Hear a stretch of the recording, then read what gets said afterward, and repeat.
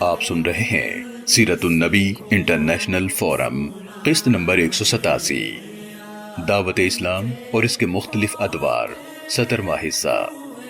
مزید آگے بڑھنے سے قبل ہمارے چینل کو سبسکرائب کر لیجئے اور بیل کے بٹن کو دبا دیجئے تاکہ آپ کو آنے والی ہماری ہر نئی ویڈیو کی بر وقت اطلاع مل سکے۔ دعوت اسلام کا دوسرا دور، حصہ اول، قریبی رشتہ داروں کو دعوت حق دینے کے لیے حکم الہی، پہلا حصہ۔ بعثت کے بعد 3 سال کا عرصہ خاموشی سے تبلیغ کرنے میں گزرا۔ اس عرصے میں اسلام نے جن اولو العزم ہستیوں کو اپنے پرچم کے نیچے جمع کر لیا، ان کے بارے میں تفصیلات کو آپ جان چکے ہیں۔ ان عظیم لوگوں کا اس دین کو قبول کر لینا حضور پر نور صلی اللہ علیہ وسلم کے پرامن جہاد کی شاندار اور بے مثال فتوحات تھیں۔ اب وہ وقت آ گیا تھا کہ دعوت توحید کے دائرے کو مزید وسعت دی جائے۔ چنانچہ حضرت جبرائیل امین علیہ السلام خداوند قدوس کی جانب سے یہ حکم لے کر تشریف لائے۔ فرمایا وَأَنذِرْ عَشِيرَتَكَ الْأَقْرَبِينَ وَاخْفِضْ جَنَاحَكَ لِمَنِ اتَّبَعَكَ مِنَ الْمُؤْمِنِينَ۔ اور اے حبیب مکرم، آپ اپنے قریبی رشتہ داروں کو ہمارے عذاب سے ڈرائیے، اور آپ اپنا بازو رحمت و شفقت ان مومنوں کے لیے بچھا دیجئے جنہوں نے آپ کی پیروی اختیار کر لی ہے۔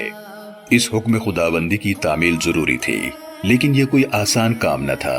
کفر و شرک کے خوگر معاشرے میں ایسے لوگوں کو توحید کی دعوت دینا جو صدہا سال سے پتھر کے بنے ہوئے اندھے، بہرے، بے جان بتوں کی پوجا کے متوالے تھے، اور ان کی آن پر اپنی جان تک قربان کرنا اپنے لیے سرمایہ سعادت تصور کرتے تھے، اور وہ بھی اس طرح کہ یہ دعوت ان کے دلوں میں اتر جائے، ان کے ذہنوں میں اجالا کر دے اور ان کی روح بن کر ان کے رگ و پے میں سرایت کر جائے۔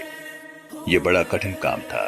کئی ہفتوں تک حضور صلی اللہ علیہ وسلم اس سوچ میں مستغرق رہے۔ رات اور دن اسی غور و فکر میں بیت جاتے۔ حضور صلی اللہ علیہ وآلہ وسلم گھر میں گوشہ نشین رہے۔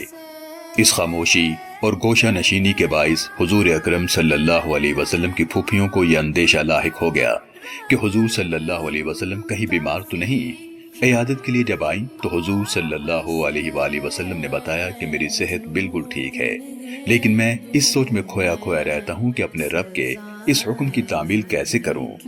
انہوں نے عرض کی، آپ بے شک عبد المطلب کی ساری اولاد کو بلا کر یہ پیغام پہنچائیں، لیکن عبد العزیٰ یعنی ابو لہب کو نہ بلائیں، وہ آپ کی بات نہیں مانے گا۔ دوسرے روز رسول اللہ صلی اللہ علیہ وسلم نے بنو عبد المطلب کو بلا بھیجا، وہ بھی آئے اور عبد مناف کی اولاد میں سے بھی چند لوگ پہنچ گئے۔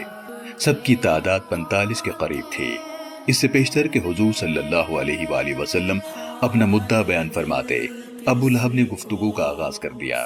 اس نے کہا، یہ آپ کے چچا ہیں اور چچا زاد بھائی ہیں، اب آپ جو کہنا چاہتے ہیں کہیے، لیکن یہ بات نہ بھولیے کہ آپ کی قوم میں اتنی قوت نہیں کہ وہ سارے اہل عرب کا مقابلہ کر سکے۔ مناسب تو یہ ہے کہ جو کام آپ نے شروع کیا ہے، آپ کے قبیلے والے اور آپ کے قریبی رشتہ دار آپ کو اس سے روک دیں۔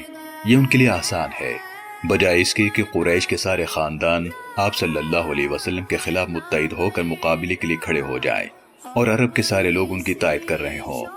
اے میرے بھتیجے، کوئی آدمی ایسا فتنہ و فساد کا پیغام لے کر اپنی قوم کے پاس نہیں آیا جس فتنہ و فساد کا پیغام لے کر آپ آئے ہیں۔ ابو لہب بولتا رہا۔ حضور صلی اللہ علیہ وآلہ وسلم خاموش رہے اور اس مجلس میں کوئی گفتگو نہ کی۔ چند روز خاموشی سے گزر گئے، پھر حضرت جبرائیل امین علیہ السلام آئے اور انہوں نے اللہ تعالیٰ کا پیغام پہنچایا کہ آپ دین حق کی تبلیغ کا سلسلہ جاری رکھیں، اللہ تعالیٰ آپ صلی اللہ علیہ وسلم کا معاون و مددگار ہوگا۔ دوسری بار پھر حضور صلی اللہ علیہ وآلہ وسلم نے اپنے قریبی رشتہ داروں کو اپنے پاس بلا بھیجا۔ جب وہ سب جمع ہو گئے تو آپ صلی اللہ علیہ وسلم نے ارشاد فرمایا، سب تعریف اللہ کے لیے ہے، میں اس کی حمد کرتا ہوں اور اس سے مدد طلب کرتا ہوں اور اس پر ایمان لایا ہوں اور اسی پر توکل کرتا ہوں، اور میں گواہی دیتا ہوں کہ کوئی عبادت کے لائق نہیں سوائے اللہ تعالیٰ کے جو یکتا ہے، جس کا کوئی شریک نہیں۔ پھر فرمایا، قافلے کا پیشرو اپنے قافلے والوں سے جھوٹ نہیں بولتا۔ بفرض محال اگر میں دوسرے لوگوں سے جھوٹ بولوں تو بخدا میں تم سے جھوٹ نہیں بول سکتا۔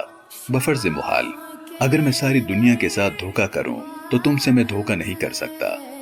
اس ذات کی قسم جس کے بغیر اور کوئی معبود نہیں، میں اللہ کا رسول ہوں، تمہاری طرف بالخصوص اور ساری انسانیت کی طرف بالعموم۔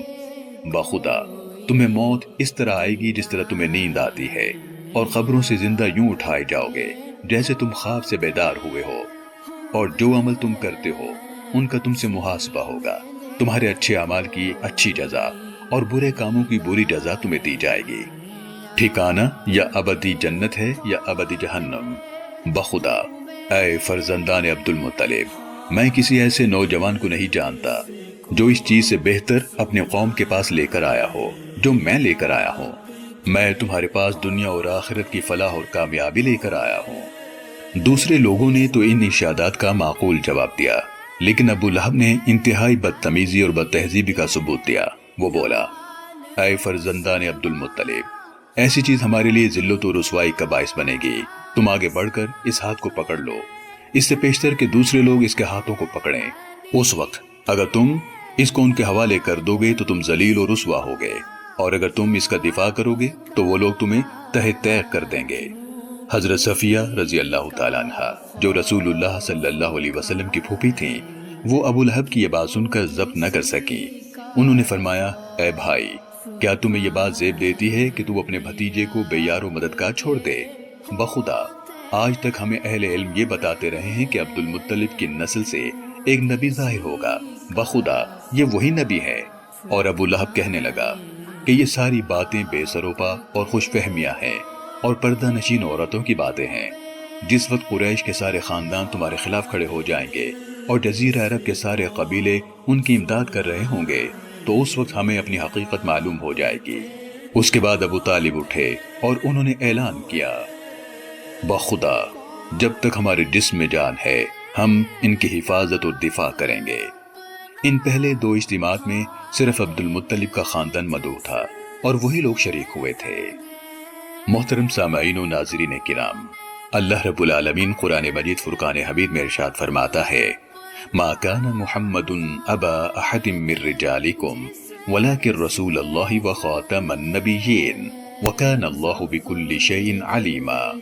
یعنی محمد صلی اللہ علیہ وآلہ وسلم تمہارے مردوں میں سے کسی کے باپ نہیں ہے، لیکن وہ اللہ کے رسول ہے اور سب انبیاء کے آخر میں یعنی سلسلہ نبوت کو ختم کرنے والے ہیں، اور اللہ ہر چیز کا خوب علم رکھنے والا ہے۔